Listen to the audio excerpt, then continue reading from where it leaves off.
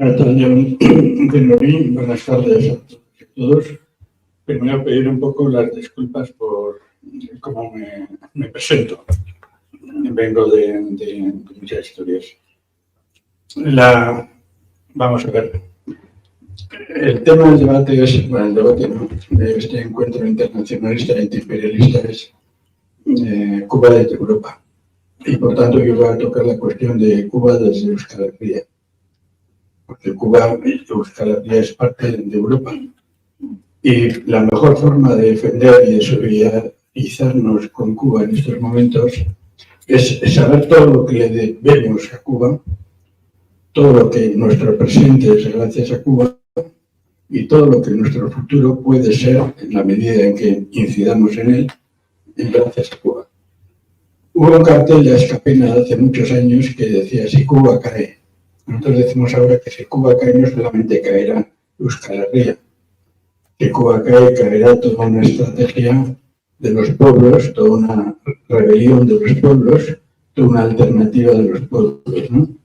No solamente si Cuba cae, si cae Palestina, si cae Yemen, si cae Siria, si cae Venezuela, si cae África, si cae Sahel, ¿no? Y esto es una de las cosas que quiero explicar. Desde la perspectiva europea y, por tanto, desde la perspectiva vasca, nosotros debemos mucho a Cuba, más de lo que sospechamos, ¿no?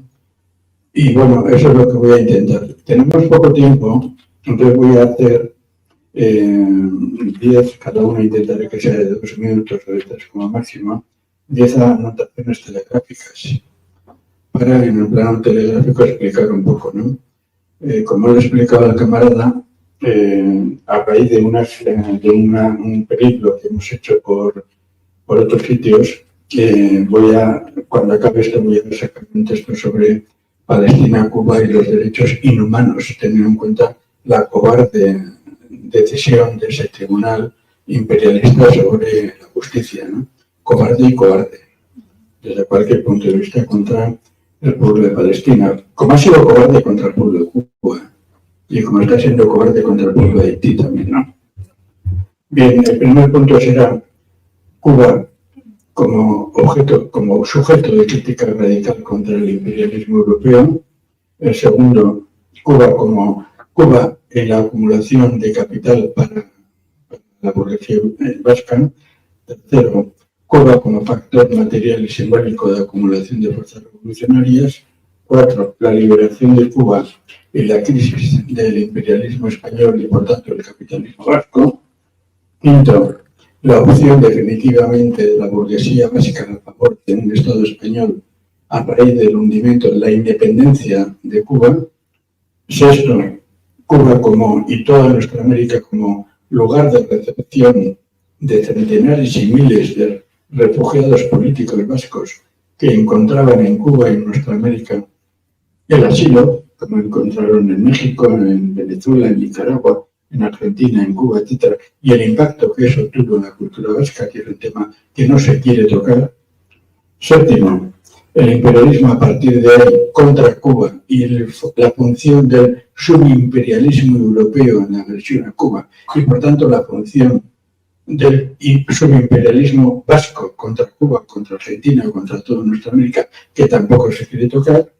8, el impacto de Cuba y de otros países, pero de Cuba ya que estamos hablando ahora, en la formación de un sentimiento, lo que algunos llamamos un marxismo vasco, en la formación de una concepción socialista de emancipación nacional, que esto rompe cualitativamente con la concepción estatal española, francesa, etcétera, de lo que debe ser la interpretación del mundo. 9, el papel de Cuba en estos momentos en el mundo. Y 10, cómo luchar contra eso, cómo agradecer y fortalecer a Cuba en estos momentos. No, lo voy a hacer todo telegráficamente, porque como os he dicho, amenazo con que cuando acabe esto dentro de 15 días haré una síntesis de todos los debates en los que hemos participado en estos 5 días sobre Palestina, contexto mundial, etcétera, y Cuba ahora en estos momentos, ¿no?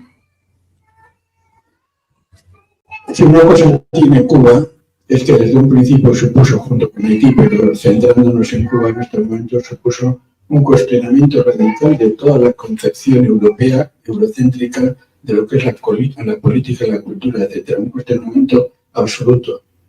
Marcó un antes y un después desde el instante mismo en el que los invasores, entre los cuales había vascos, los invasores llegaron a las islas.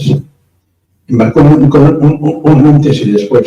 Martí lo dice claramente, se ve en toda la historia, ¿no? Y, por ejemplo, para todo el socialismo utópico europeo, el descubrir que había sociedades que funcionaban sin dinero, que había sociedades que funcionaban comunalmente, que había sociedades que funcionaban desde una perspectiva cualitativa y humanamente superior a la dictadura del dinero que ya dominaba en Europa a partir mucho antes del siglo XVI, etc., fue un choque tremendo, ¿no? Pero no solamente eso, fue un choque tremendo al encontrar que había pueblos que estaban dispuestos a dejarse morir y también había castas y caciques, dirigentes que estaban dispuestos a negociar con el invasor, ¿no? Pero esto fue así.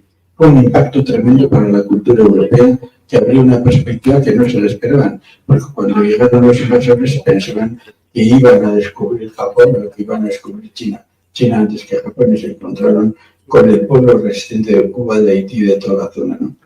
Bien, segundo, a partir de ahí Cuba, me voy a centrar en Cuba, fue un elemento, Cuba y África, Haití, toda la zona, pero fue un elemento clave en la acumulación de capital. Esto está aquí conocido y no me extiendo, ¿no? El azúcar, la esclavitud, el tabaco, etcétera, etcétera, fueron unos elementos claves de la acumulación de capital para el Imperio Español y también con respecto a Haití para el Imperio Francés, ¿no?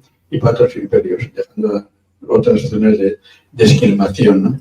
Pero no se entendería nada de la actual cultura en la cual estáis vosotros aquí ahora mismo sin el saqueo de Cuba. No se entendía nada, no se entendería nada de la comodidad que tenemos nosotros aquí sin el saqueo de Cuba, sin el saqueo del Caribe, sin la compañía guipuzcoana de Caracas que expoliaba desde Filipinas hasta México, hasta Caracas, y recogía todo el saqueo de Cuba y lo traía aquí. Sin la acumulación de esa sangre no se entendería nada de lo que nosotros estamos haciendo aquí con esta comodidad relativa. Por tanto, nosotros tenemos una obligación moral, pero no solamente tenemos una organización, un deber moral, tenemos también que tener en visión cómo se ha formado la sociedad vasca. En base a que, como decía Marx en el Capital, en uno de los tomos, cuando iban los irlandeses a Estados Unidos y volvían de una forma, volvían en forma de oro, el dinero de los irlandeses transformado en forma de oro, ¿no? Pues con los vascos pasa igual. Y eso no se quiere reconocer. Y si nosotros no reconocemos aquí que nuestro nivel de vida está íntimamente relacionado, aparte con la explotación de la fuerza de trabajo y de otras naciones, también en el saqueo sistemático de Cuba y esos pueblos, este acto no serviría para nada. Porque la solidaridad de Cuba y sobre todo las obligaciones que tenemos con respecto a la Cuba actual dependen de todo lo que nosotros les hemos sacado a ellos y de, por tanto, de una justicia retributiva, que es lo que más analizaba con respecto al saqueo de India por parte de los británicos, ¿no?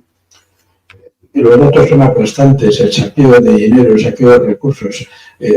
Hay multitud, bueno, vamos a dejarlo, los esclavistas vascos, por ejemplo, ¿no? Que se hicieron de oro. Y ese oro se quedó aquí, o se quedó en Sevilla, o terminó en China, o terminó en Holanda, ¿no? Pero ese oro está ahí y era sangre humana, ¿no? Y esos eran esclavistas vascos. Y no solamente eran esclavistas vascos, eran franciscanos, eran jesuitas, eran militares, eran universitarios, etcétera, ¿no? Eso fue un saqueo sistemático vital para que nosotros en estos momentos tengamos la situación que tenemos ahora, aparte de otros factores, ¿no? Por tanto, cuando queramos hacer disponer de una visión a fondo, como intentaré explicar después, de lo que está en juego, si no partimos de aquí, estaremos hablando en el aire, en nubes, ¿no? Tercero, por tanto, Cuba como fuerza material y simbólica de emancipación nacional.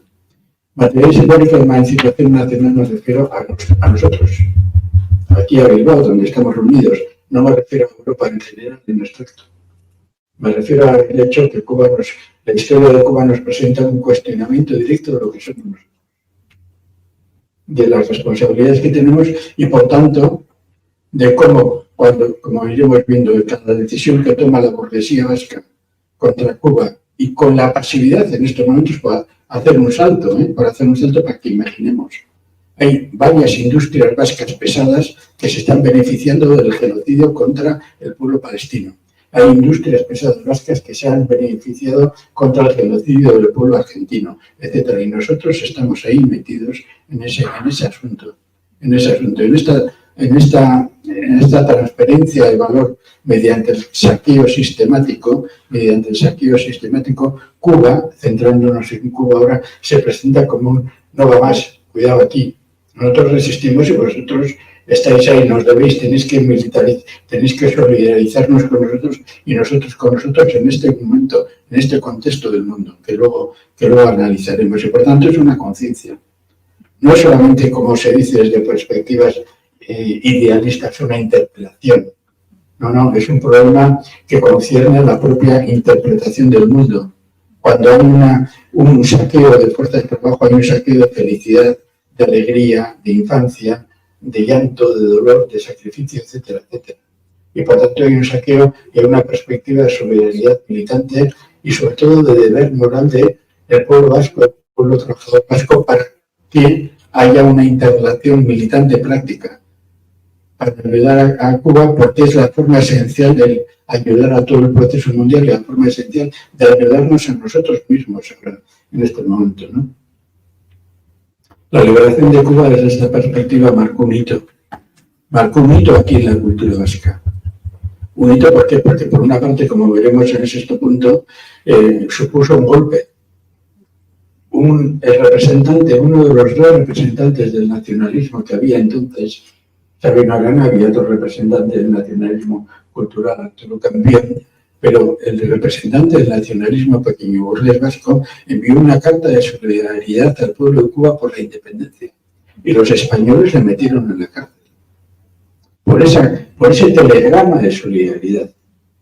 A partir de ahí, que ya venía de antes, y yo no tengo nada que ver con esa persona, excepto cuestiones geográficas, a partir de ahí, ya de antes, venía esa solidaridad práctica. Aquí se puso en tres cuestiones. La independencia de Cuba marcó un proceso, se hundía el Imperio Español definitivamente. Y eso implicaba que la sociedad vasca se tenía que romper. Por una parte se rompió los cientos y cientos y cientos de vascos que se refugiaron en Cuba, en México, en otros sitios, al perder la Segunda Guerra Carlista. Cientos y cientos de vascos encontraron asilo en Cuba y en otros sitios. Por otra parte, la pequeña burguesía vasca comprendió que la independencia de Cuba podía ser un modelo para el futuro y de ahí el telegrama de felicitación de Sabino Arana, pero por otra parte, simultáneamente, la clase trabajadora vasca se dio cuenta que había acabado una realidad, la del Imperio Español, y empezaba otra nueva. Y esa realidad que empezaba una realidad muy dura. Sin la resistencia de Cuba, sin la independencia de Cuba, esto se hubiera retrasado mucho más. Yo me acuerdo muchas veces cuando debatimos entre nosotros y nosotras todo esto, nos acordamos de las cartas de Marx y Engels con respecto a la independencia de Irlanda, con la influencia que podría tener en el pueblo trabajador británico inglés, o la independencia de Polonia, o la independencia de Jamaica, etcétera, etcétera, el impacto que eso, o consideraciones posteriores, ¿no?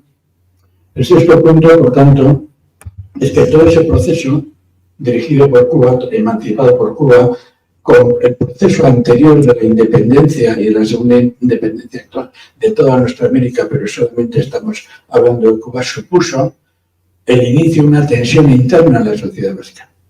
Una tensión muy fuerte entre la opción de la burguesía vasca a favor del imperialismo español, constituyéndose como un elemento central de la dominación de nuestra América y de Cuba, hasta tal punto que cuando el pueblo argentino decidió nacionalizar YPF de Repsol, hace unos años, la burguesía vasca mandó un escrito para que se castigara al pueblo argentino por nacionalizar una empresa donde había capital vasco. Y eso no ha sido en el siglo pasado, eso ha sido ahora en 2006, 2007, por ahí, por esa fecha estoy hablando de memoria, pues lo mismo pasó con Cuba. Esclavistas, terratenientes, empresarios abandonaron Cuba para salvaguardar sus negocios y se vinieron aquí a explotar al proletariado de aquí, que ya lo explotaban de antes, ¿no? Pero eso ocurrió todo en nuestra América. Y eso marcó un hito. Y ese hito se marcó dentro de un contexto en el cual el imperialismo norteamericano y el inglés, a otra escala, el imperialismo norteamericano marcó un salto entre la época colonial y la época imperialista. Y el Estado español como tal, dejando de lado el Estado francés, el Estado español como tal entró en una crisis profundísima. Se le había hundido todo el saqueo de nuestra América, todo el saqueo de Asia, la independencia de Filipinas, lo poco que quedaba en África se estaba hundiendo, se hundiría después, etc. En ese contexto, las burguesías vasca, catalana, andaluza, etc., decidieron crear el Estado español como respuesta a eso. Y eso no hizo sino agudizar los problemas que se están viviendo en estos momentos. Quiero decir una cuestión muy clara, que tiene unas repercusiones para el futuro. La independencia de los pueblos es decisivo para marcar el futuro de decadencia de las potencias imperialistas. La independencia de nuestra América, la independencia de Cuba, de Costa Rica, de Filipinas, etc., fue el aldabonazo último del hundimiento del Imperio Español y, por tanto, de respuesta de las burguesías que existían en la península ibérica para intentar constituir un Estado. Eso nos da ideas de lo que puede estar pasando ahora. Sin la resistencia de Cuba, eso hubiera sido mucho más largo. Y eso repercutió sobre nosotros. ¿Cómo repercutió? Repercutió en el octavo punto de una cuestión muy clara. En Euskal Herria se empezó a pensar desde finales del siglo XIX, desde comienzos del siglo XX, en una perspectiva de un socialismo vasco, una perspectiva de una lucha de clases vasca, porque ya no había imperio que saquear. Ya el proletariado de la burguesía vasca se encontraban cara a cara entre ellos directamente. Ya no había posibilidades de emigrar, de saquear, de que vinieran los indianos cargados de oro, y etcétera, para crear casas lujosísimas en los pueblos de Vizcaya. Ya no había esa posibilidad. La ficción de que un imperio español exterior resolviera las contradicciones internas había desaparecido. Teníamos que ser los vascos y las vascas los que resolviéramos nuestro propio contencioso. ¿Y eso qué implicó? Implicó que la burguesía vasca optó por España. Y el proletariado vasco, con sus diferencias internas, fue optando por la república, fue optando por la independencia, fue optando por el socialismo. Y eso fue evolucionando. Y eso llegó un momento, a partir de la década de 1950-60, donde otra oleada, la del 37, 1937, a partir de la época de 1937, con el golpe franquista, fascista, etc., a partir de la década de 1950-60, donde vino toda la represión contra todo el movimiento de emancipación vasca, otra oleada de centenares y miles de vascos tuvieron que emigrar de nuevo por tercera vez. ¿Cuándo? ¿A dónde? A Cuba, a México, a nuestra América. Y otra vez los lazos se volvieron a establecer. Y aquí vino la otra cuestión. Cuba se presentó como un elemento central, porque planteaba una cuestión de que era posible avanzar a la independencia nacional y al socialismo rompiendo con el imperio. ¿Cuántas decenas, cuántos centenares de militantes vascos y de militantes vascas en la década de los 60 hemos aprendido leyendo los textos de Che Guevara, los textos de Martí, los textos de Fidel Castro, los textos de Frank Fanon, desde otra perspectiva? ¿Cuántos hemos aprendido leyendo los textos de la emancipación de nuestra América o de África? Hasta tal punto que nos llamaban tercermundistas. En las discusiones internas nos llamaban tercermundistas. Entre otras cuestiones porque teníamos esa herencia. Y porque no nos fiábamos nada de ese marxismo occidental que se movía en una dimensión que no había entendido lo que era Fidel Castro, al cual despedazaron, como despedazaron a Chávez desde una perspectiva racista, a Evo Morales desde una perspectiva racista. Se les ha puesto a pedir en el marxismo europeo. Pero también se puso a pedir a Frank Fanon. Bueno, necesitaríamos otra charla en este sentido. Bien, eso se lo debemos. Y toda una perspectiva de que era posible avanzar a un socialismo desde una visión no controlada por la socialdemocracia europea, no controlada por el eurocomunismo, lo he controlado todo eso, se fue aprendiendo, y me centro exclusivamente en Cuba, se fue aprendiendo de Cuba. Y cuando Cuba admitía y cuidaba y trataba a nuestra gente, a las exiliadas, a los refugiados y refugiadas, estaba en juego y estaba demostrándose lo que es el socialismo cubano. Y eso es parte de nuestra herencia. Pero no solamente eso. El papel de Cuba en estos momentos y, por tanto, el papel de Euskal Herria en estos momentos, en el capitalismo actual, que no es el mismo capitalismo de cuando la revolución, la lucha contra la invasión en Bahía Cochinos, sí es el mismo capitalismo en esencia. Yo insisto, por ejemplo, recomiendo que se lea la brillante intervención de Fidel Castro momentos antes de que llegaran las barcas a la invasión, cuando dicen cubanos nos vienen a quitar la patria, cubanos nos vienen a quitar las fábricas, cubanas nos vienen a destruir las escuelas, cubanos sobreviviéndonos, etcétera, etcétera. Recomiendo que se las... Y en eso nos formamos nosotros. Y en estos momentos, cuando está cayendo la que está cayendo, en esta pavorosa tercera gran depresión, cuando estamos viendo a los pueblos de África sublevarse, cuando estamos viendo a todas las luchas donde ha estado África metida hasta el cuello, Angola, Namibia, Argelia, Siria, etcétera, por citar algunos, etcétera, etcétera. En estos momentos Cuba debe aparecer como un punto crítico, y nosotros miramos a Cuba y decir, hoy el socialismo en Europa y en Euskal Herria tiene mucho que aprender de Cuba. Y la mejor forma de mantener y sostener a Cuba es aplicar los logros de Cuba aquí. Y luego en la hermandad, en el internacionalismo, en discusión solidaria, etc. Y buenamente y con mucha humildad, decir a los compañeros y compañeras cubanas, decir, nosotros pensamos, pero respetamos vuestra independencia. Porque la nuestra, cuando la conquistamos, será un efecto de la vuestra. Y eso en el mundo actual, cuando lo estamos viviendo. Mira, en estos momentos hay 190 guerras regionales que están librándose ahora mismo en el mundo. Es el momento más violento en el último tercio del siglo. Desde 1990 no ha habido 190 guerras librándose simultáneamente en estos momentos. La prensa imperialista está diciendo que necesitan 20, 30 años para preparar una guerra contra Rusia, una guerra contra China, etc. ¿Qué función tiene el imperialismo europeo plegado, el imperialismo español y francés, o subimperialismo europeo, incluyendo cobardemente, esencialmente, conscientemente pegado y supeditado al imperialismo norteamericano, cuando durante años han abandonado Cuba?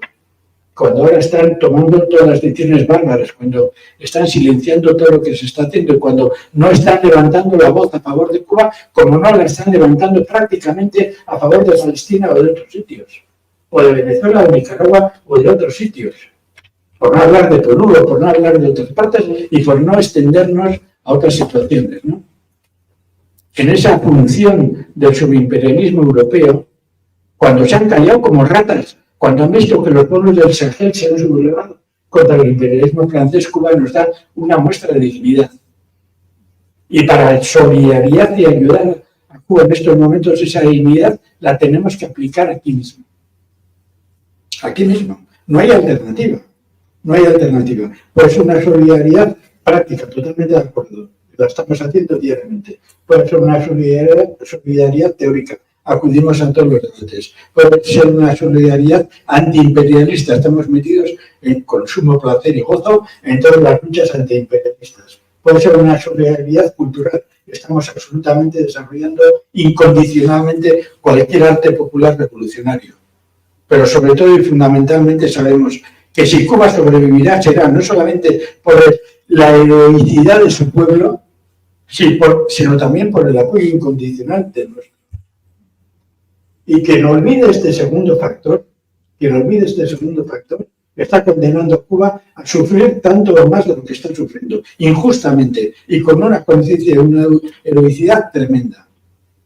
Por tanto, en esta última parte, y concluyo, la lucha antiimperialista en estos momentos en el mundo pasa no solamente por la solidaridad con Palestina, con Siria, etcétera, etcétera, con Yemen, etcétera, etcétera, con prácticamente incluso podríamos decir con la solidaridad de los obreros alemanes, con la solidaridad de los obreros franceses, de la solidaridad de los obreros norteamericanos, etcétera, también. Pero sobre todo y fundamentalmente desde esta perspectiva, nosotros aquí, euskaldunes, con lo que le debemos a Cuba, pasa fundamentalmente por la solidaridad práctica con Cuba, que no solamente es enviar un paquetito con 1.000 euros. Es una práctica revolucionaria, diaria y cotidiana que se puede realizar aquí en Euskal Herria o en Palestina o en el Sahel o en cualquier otra parte. Ese es verdaderamente el problema. Y si por alguna situación Cuba cayera, que no va a caer, los primeros responsables seríamos nosotros. ¿Qué más podemos pedir al pueblo de Cuba? ¿Qué más?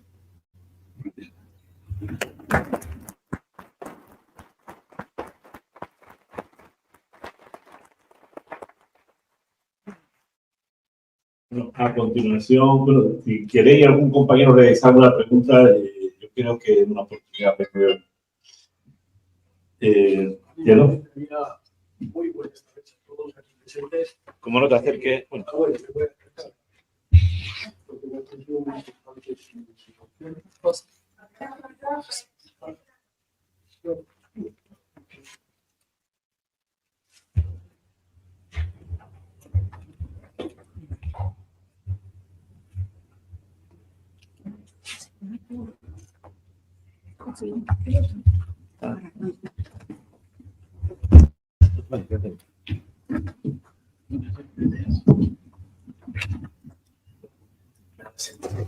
La pregunta es para usted. A la pregunta. Muchísimas gracias.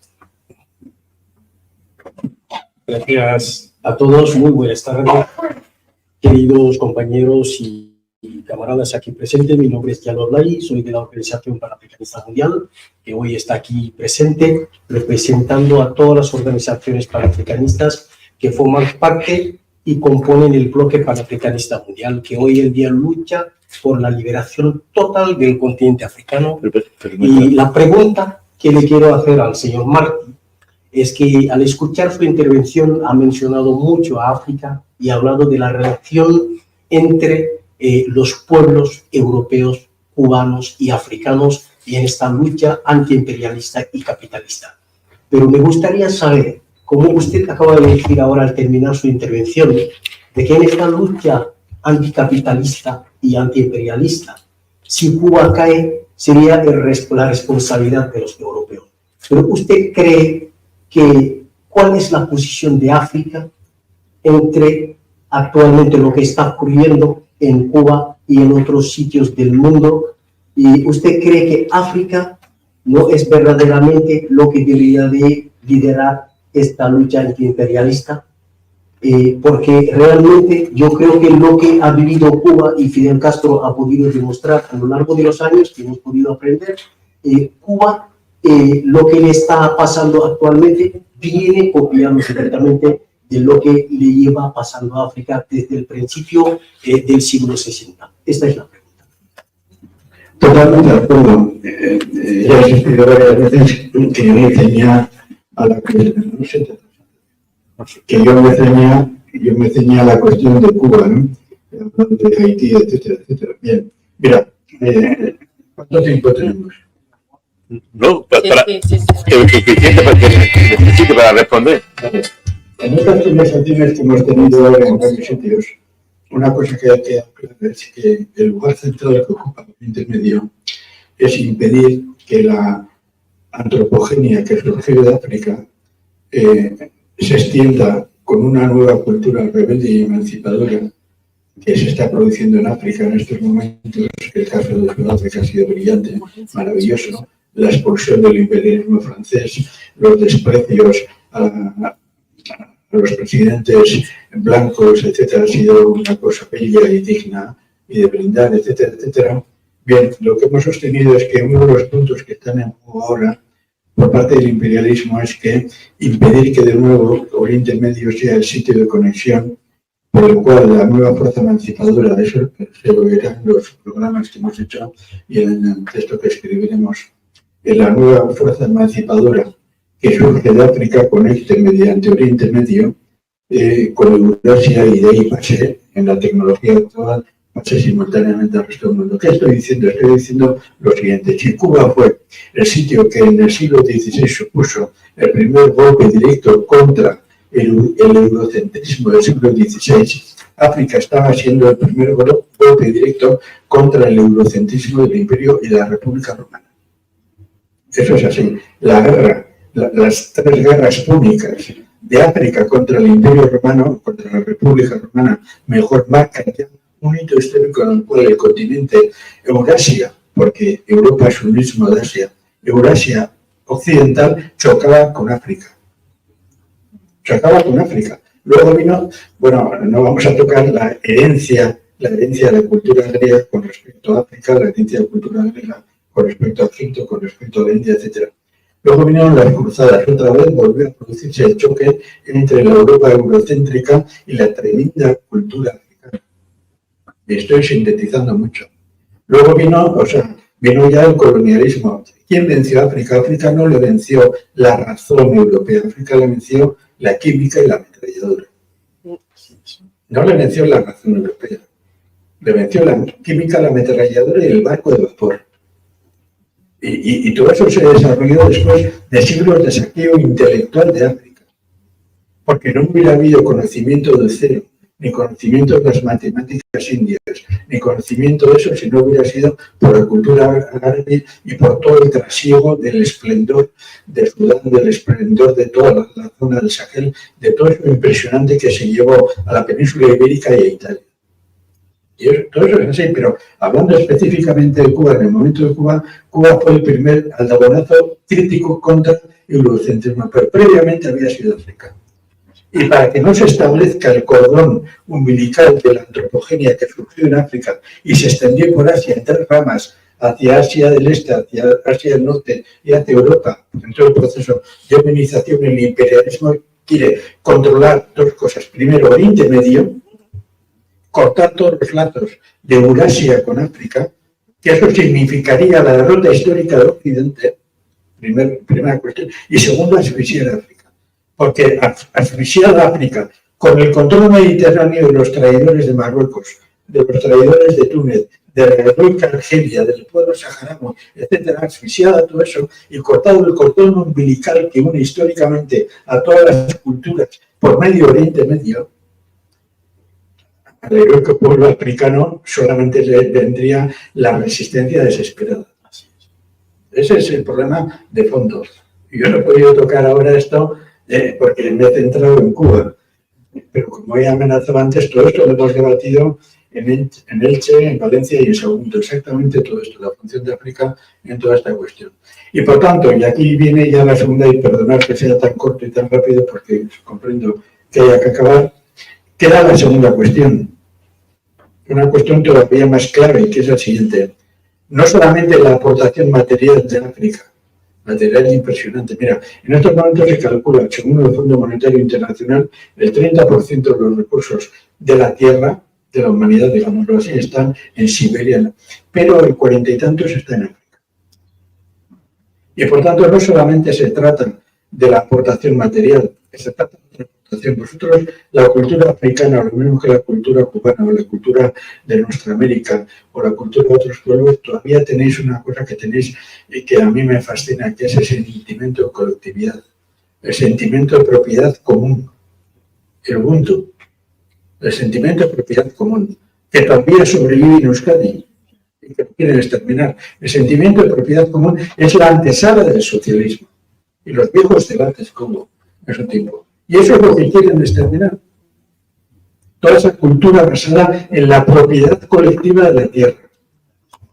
La deshumanización de fondo. Te agradezco, compañero, tu pregunta porque gracias.